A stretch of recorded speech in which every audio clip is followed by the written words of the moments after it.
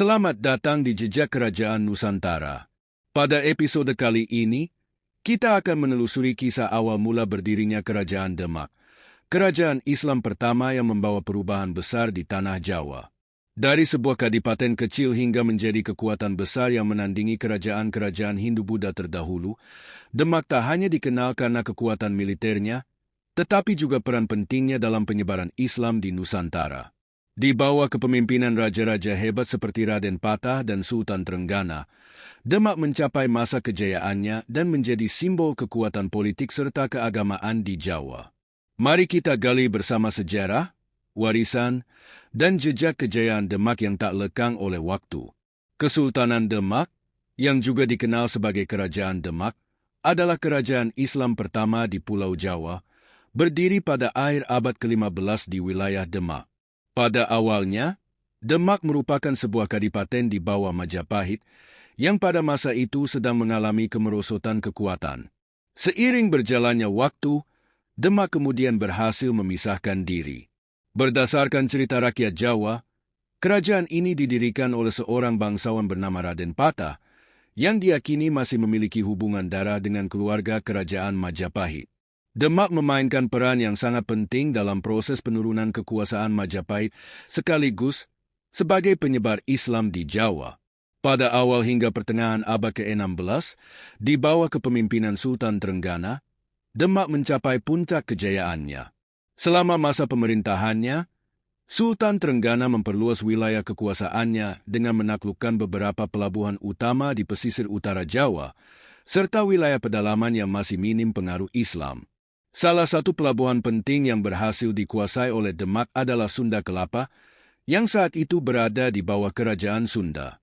Kehadiran pasukan Portugis di kawasan tersebut sejak tahun 1511 sebagai sekutu kerajaan Sunda dipandang sebagai ancaman bagi Demak. Akhirnya, pada tahun 1527, Demak bekerja sama dengan Cirebon di bawah pimpinan Fathaillah melancarkan serangan terhadap Sunda Kelapa. Serangan tersebut sukses mengusir Portugis sekaligus melemahkan kekuasaan Sunda di kawasan itu. Setelah berhasil menguasai pelabuhan tersebut, Fathaillah menggantinya menjadi Jayakarta, yang kemudian berkembang menjadi cikal bakal Jakarta saat ini. Di luar Pulau Jawa, Kerajaan Demak juga mengembangkan kekuasaannya hingga ke wilayah Sumatera bagian timur, seperti Jambi dan Palembang. Namun, kejayaan Demak mulai meredup setelah wafatnya Sultan Trenggana dalam peperangan melawan Panarukan pada tahun 1546. Sepeninggal Trenggana, Sunan Prawoto naik tahta sebagai penggantinya. Namun, Sunan Prawoto dibunuh pada tahun 1547 oleh utusan Arya Penangsang, penguasa Jipang, yang memiliki ambisi untuk menguasai Demak. Setelahnya, perang saudara meletus sebagai bentuk perebutan takhta di Demak, dan situasi ini berakhir dengan tewasnya Arya Penangsang di tangan Joko Tingkir, penguasa Pajang. Atas peristiwa ini, Joko Tingkir memindahkan pusat kekuasaan Demak ke Pajang, sehingga berakhir pula era Kerajaan Demak dan berdirilah Kesultanan Pajang sebagai penerusnya.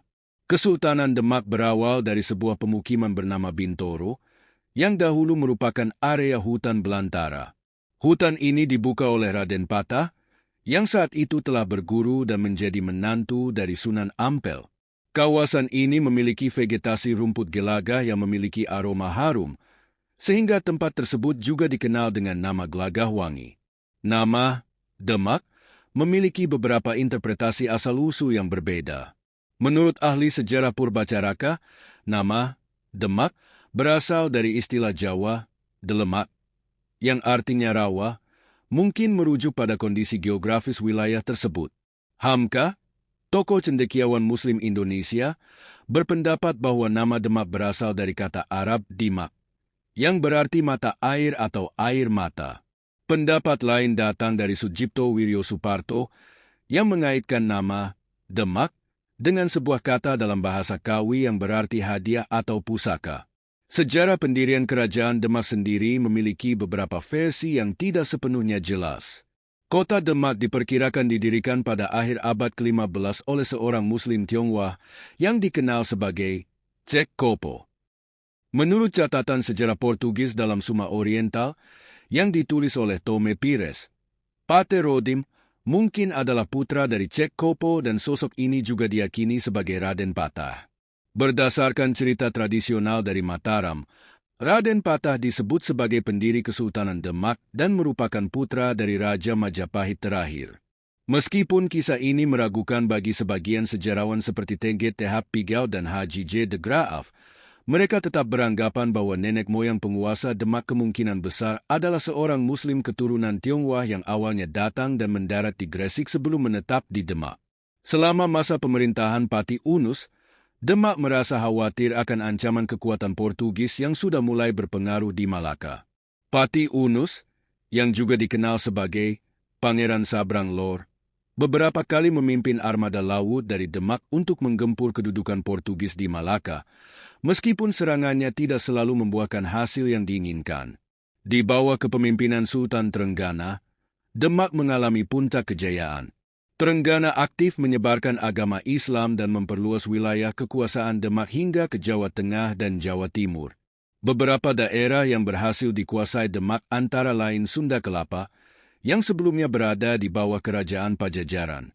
Pada tahun 1527, Demak juga berhasil mengusir tentara Portugis yang berupaya mendarat di Sunda Kelapa. Dalam peristiwa ini, Panglima Perang Demak, Fatahillah, yang berasal dari Pasai di Sumatera dan sekaligus menantu Trenggana, berhasil merebut Sunda Kelapa dan kemudian mengganti namanya menjadi Jayakarta. Ekspansi kekuasaan Demak di bawah Sultan Trenggana tidak hanya terbatas di pesisir utara Jawa, namun juga meluas ke beberapa wilayah bekas kekuasaan Majapahit di Jawa Timur, seperti Tuban, Madiun, Kediri, Madura, Surabaya, dan Pasuruan. Ekspansi ini terjadi pada kurun waktu 1527 hingga 1529 dan berlanjut hingga tahun 1545 di wilayah Malang. Trenggana meninggal dalam pertempuran pada tahun 1546 saat berusaha menaklukkan Panarukan di Situbondo. Setelah wafatnya, kekuasaan Demak dilanjutkan oleh Sunan Prawoto. Pada masa ini, Demak memiliki hubungan baik dengan tokoh-tokoh Islam lainnya di Jawa. Misalnya, Maulana Hasanuddin, putra Sunan Gunung Jati, diperintahkan oleh Trenggana untuk menaklukkan wilayah Banten Girang. Keturunan Maulana Hasanuddin kemudian mendirikan Kesultanan Banten sebagai kerajaan yang mandiri. Selain itu, Sunan Kudus juga menjadi tokoh penting sebagai imam di Masjid Demak dan terlibat dalam penaklukan Majapahit sebelum akhirnya pindah dan menetap di Kudus. Sejarah Demak mencerminkan masa transisi Jawa dari dominasi kerajaan Hindu-Buddha ke era Islam, dengan Demak sebagai pusat kekuatan baru yang terus memperluas pengaruhnya, baik secara politik maupun agama. Proses suksesi kepemimpinan di Demak setelah Raja ketiga mengalami perselisihan yang sengit antara Pangeran Surowiyoto, dikenal juga sebagai Pangeran Sekar, dengan Trenggana. Persaingan antara keduanya berakhir tragis dengan terbunuhnya Pangeran Surowiyoto oleh Sunan Prawoto, putra Trenggana. Peristiwa ini terjadi di pinggir sungai ketika Surowiyoto baru saja pulang dari masjid usai menunaikan sholat Jumat. Karena peristiwa inilah, Pangeran Surowiyoto dikenal dengan sebutan Sekar Sedol Lepen, yang bermakna Sekar yang gugur di sungai. Pada tahun 1546, Trenggana wafat dan Sunan Prawoto, anaknya, mengambil alih tahta sebagai Raja keempat Kesultanan Demak. Namun, pemerintahan Sunan Prawoto tidak berlangsung lama. Pada tahun 1547, ia dan istrinya dibunuh oleh Rungkut, seorang pengikut dari Pangeran Arya Penangsang, yang adalah putra dari Pangeran Surowiyoto. Arya Penangsang, Adipati Jipang dan murid kesayangan Sunan Kudus, merasa berhak atas tahta Demak karena hubungan darahnya sebagai keturunan Pangeran Surowiyoto. Konflik semakin memanas ketika pengikut Arya Penangsang juga membunuh Pangeran Hadiri, pemimpin Jepara atau Kalinyamat, yang merupakan suami dari Ratu Kalinyamat. Akibat kejadian ini, para adipati di bawah kekuasaan Demak mulai menentang Arya Penangsang. Salah satu pihak yang sangat memusuhinya adalah Joko Tingkir atau Sultan Hadiwijaya, yang merupakan menantu Sultan Trenggana. Puncak dari rangkaian konflik ini adalah ketika Arya Penangsang akhirnya terbunuh oleh Sutawijaya, putra angkat Joko Tingkir, dalam serangan pasukan Pajang terhadap Jipang. Dengan terbunuhnya Arya Penangsang, era Kesultanan Demak pun berakhir. Joko Tingkir kemudian memindahkan pusat pemerintahan ke Pajang dan mendirikan Kesultanan Pajang. Namun, masa pemerintahan Kesultanan Pajang tidak berlangsung lama, hanya bertahan selama sekitar 79 tahun. Tome Pires pada abad ke-16, Demak dikenal sebagai pusat ekspor beras, rempah-rempah, dan buah-buahan yang signifikan. Barang-barang ini diekspor terutama ke wilayah Melaka dan Maluku, dengan kapal jung dan penjajah sebagai sarana transportasi. Penulis Portugis, Tome Pires, mencatat bahwa Demak menjadi pusat penyimpanan padi yang dikumpulkan dari lahan pertanian di sekitarnya. Setelah Juwana mengalami keruntuhan pada tahun 1513, Demak memainkan peran yang semakin penting sebagai pusat ekonomi berbasis pertanian, menggantikan Juwana sebagai tempat distribusi hasil panen. Pires juga menyebutkan adanya perdagangan budak di Demak, meskipun tidak ada catatan pasti apakah perdagangan ini masih berlangsung pada masa itu. Di samping kegiatan ekspor, Demak juga melakukan impor, antara lain untuk hewan-hewan dan pakaian yang didatangkan dari Melaka, Gujarat, dan Benggala. Dari segi sistem ekonomi, perdagangan Demak didukung oleh berbagai mata uang, baik lokal maupun asing.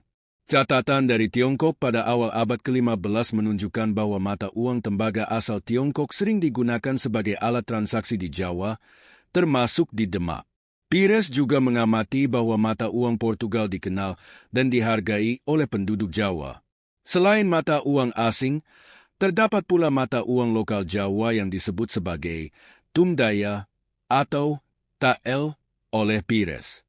Kombinasi penggunaan mata uang ini mendukung kegiatan ekonomi yang beragam di Demak, memperkuat posisinya sebagai pusat perdagangan penting di Jawa pada masa itu. Demikianlah kisah Kesultanan Demak, kerajaan Islam pertama di tanah Jawa yang menjadi pelopor penyebaran agama dan budaya Islam di Nusantara. Dari masa kejayaan di bawah Raden Patah hingga perjuangan terakhir saat kekuasaan berpindah ke Pajang, Kesultanan Demak meninggalkan warisan yang begitu besar dalam sejarah Jawa dan Indonesia. Meskipun kerajaan ini telah berakhir, jejaknya tetap hidup, terlihat dari peninggalan budaya, masjid-masjid bersejarah, dan nilai-nilai yang diwariskan hingga kini.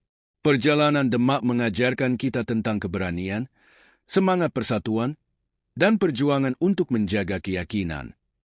Terima kasih sudah menyaksikan video ini di Jejak Kerajaan Nusantara.